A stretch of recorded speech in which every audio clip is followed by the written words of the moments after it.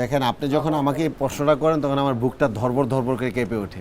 আমি অসংখ্য ইন্টারভিউতে বলেছি যে মান্না ভাইয়ের একটা জুতার সমান যোগ্যতা আমি রাসেল মিয়ার নেই। তবে আমি পাশাপাশি একটি কথা বলি, মান্না ভাই মারা গেছে আজকে 17 বছর। এই 17 বছরে শতাধিক ছেলের সিনেমা মুক্তি পেয়েছে। একটি ছেলের ক্ষেত্রেও কেন দর্শকের মুখ থেকে বের হইল না যে এই ছেলেটার অভিনয় মান্না ভাইয়ের মতো হয়েছে, এই ছেলেটার অভিনয় কেন মান্না ভাইয়ের মতো হয়েছে? আমার যখন ট্রেইলারটা অনিয়ার হইলো, আমার ছবিটা যখন সিনেমা হলে ব্যাপকভাবে ছড়ায় পড়লো, দর্শক যখন দেখতে শুরু করলো, তখন কিন্তু দর্শকের মুখ থেকে কথাটা বের হচ্ছে যে আমরা মান্না ভাইকে ফিরে পেয়েছি। আমি এটাকে আশীর্বাদ হিসেবে নেই। আমি আবারও বলছি, মান্না ভাই মহানায়ক, মান্না ভাইয়ের একটা জুতার সমান যোগ্যতা আমি রাসেল মিয়ার নেই। আমি আমার মতো করে চেষ্টা করে যাচ্ছি এবং চেষ্টা করে যাব, এটার শেষ দেখব এবং আমার বিশ্বাস দর্শক আমাকে ফেলোর হতে দিবে না, দর্শক আমাকে দূরে ঠেলে দিবে না। আমার দর্শকগুলো এবং আরো যে দর্শকগুলো আমার প্রতি বিমুখ ছিল, ওনারাও আমার দিকে ফিরে আসবে। এই ইন্ডাস্ট্রিকে বাঁচায় রাখার জন্য, সিনেমা অঙ্গনকে বাঁচায় রাখার জন্য আমার যত কষ্ট করতে হয় আমি করবো ইনশাআল্লাহ।